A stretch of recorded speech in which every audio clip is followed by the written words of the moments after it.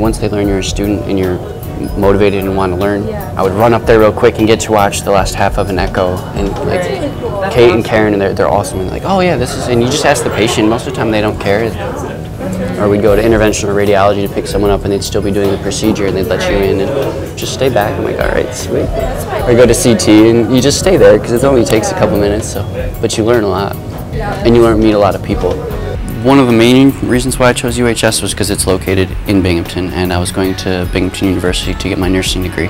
I didn't have a whole lot of hospital experience, so I wanted to get in the hospital and get comfortable with the way things work and what's going on, the sights and the smells, and so this was a perfect choice for me. And then actually my grandfather was here, and I was down by the employment office and found out about the education program. So I looked into that and found out that this was a good fit for me, and then got a job working as a transportation aide, which worked very nicely. I first worked here as an aide. I really wanted to be a nurse, and I wasn't doing anything at the time. I was just in school doing prerequisites, so I applied as an aide as a friend told me I should, and she was working here, so I did. She got me in, and I really loved it. And then I started the nursing program, and as soon as I graduated school, it was just, there's nowhere else I wanted to go. My sister suggested going to another place, but I said I already have everything set up here. I know everyone, I love it here. It's a great place to work. I like to teach, so we have all of our aides are nursing students, so okay, come on. Wow. It's nice to have an extra set of hands too, but I'm like, hey, you ever see a PICC line, Justin? You want to come help me? And do you guys get a lot of like other patients from the ER? Because you said you work ortho, right? Yeah. If we're like slow with the ortho patients, we'll get like any type of medical patient. So like overflow? Yep, yep. So you really get a lot of variety. We do. There's a ton of people up there.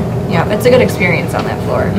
Definitely. I've seen a lot, but it's good. we get everything too. It's because I think 3 is the first to fill, and then ICU. Yep. So any medical or tele overflow, we get. And so they try to keep 1 or 2 beds open for overdoses and critical patients. But it's cool to see. I was definitely afraid of going from an aide to a nurse.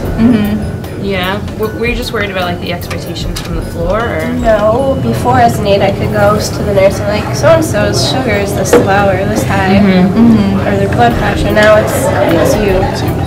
So it's kind of like you have to know what to do. You can't pass it off. Well, you could pass it off to a certain extent, like call the doctor. But yeah, you're right. You have to manage a lot more independently. I just remember how terrified I was the first time. Like, I remember it was one of our psych patients, and the doc was asking, well, what do you think? Do you think, it's suicidal ideation, blah, blah?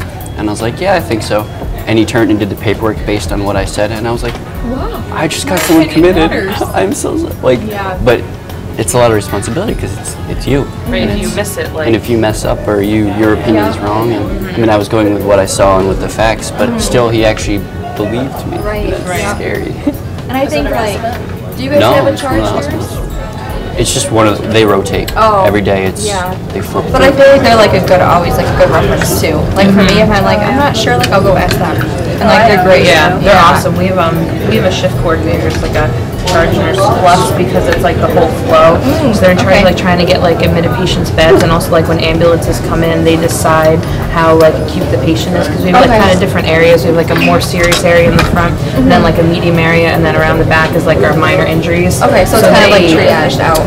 Right, well, we have a triage nurse out front for people that walk in, but the charge nurse will triage the ambulance patients and kind of send them to where they, so it's like if we didn't have the charge nurse, it would just be crazy. But usually they're very experienced, and like there's 2 different ones on my shift, like, they trade off. And That's cool. They're such a wealth of knowledge. Yeah, I could, go to them if I was like unsure. Yep. Working here, I think, it has a very prime opportunity for you to be a really good nurse and to really enjoy yourself, but you need to find the right fit for you. And I mean by that, the right department for you, the right preceptor for you. I had the unique experience to have 12 different preceptors, and 8 of them I did phenomenally with. And 4 of them, I did okay with, but I noticed that it wasn't as great as the other ones. And so I would say, if you find a preceptor that you work with, awesome. If you don't find a preceptor you work with, talk to your unit manager, talk to them, find someone that's a good fit so you can really be the best you can be. Yeah, it's nice if they have like life experiences prior to.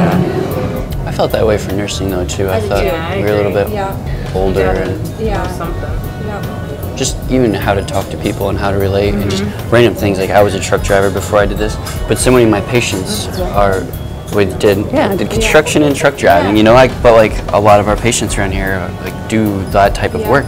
And so you have something to talk about, and I can say, oh yeah, you watch the NASCAR race? Because that's all we did. Right. We deliver our loads, sit there. Yeah, it gives you something to relate to, and then they, instead of some... Don't you think, though, that, like, all people that are nurses have to have, like, that relationship with people? Yeah. Like, I feel like you can't get through school if you don't know how to talk to people. Yeah, or if you're shy, I feel like it's never going to happen for you. You can't really be shy. Yeah, because they have to, like, have confidence in you, because if they don't, like... Well, I went on interviews in Syracuse and Guthrie and Lourdes and UHS, and it just, you know, it was more like the atmosphere there, and it was also the manager. Okay. Like I felt very comfortable with Karen, who's my manager. Karen was more like, yeah, we're planning on taking 4. We have this great program. It like seemed they were already like know what they were going to she was trying to. Like she was trying to help you. Like she, you know, like definitely like that first part of orientation, it's like you have to be ready to have such a personal growth period, but it's almost like they had set it up in a way to make sure that you got what you needed to improve. So, and I liked the long orientation. I liked that you were, you know, even though I was 9 months on the floor, I still had 3 months when I came down to the ER. Yeah, that's awesome. I don't know, what made you choose? Honestly, it was like the scholarships. I love it. I almost feel guilty about it because I was working here, getting benefits. They paid 100% for my undergrad, and now I have a 2-year contract, but while I'm working for my 2-year contract, they're also reimbursing me for my master's, and I only work 2 days a week. So I feel a little guilty. I feel like I'm quadruple dipping. They're paying for my undergrad, they're still paying for my master's, so I'm extremely pleased. I have dental, vision, the whole deal, which being young and healthy, I don't take as much advantage of as I should have probably, but I'm very pleased with that. The salary, I think, is very competitive. It's right there along, actually a little bit higher than the other hospitals had offered me. The benefits package, you know, they do offer a lot of different plans to what your needs are. They offer a basic plan and also a higher end brand name plan if you want to pay a little bit more. So there are a lot of options for you. I applied to both hospitals, and then UHS called me back just like that.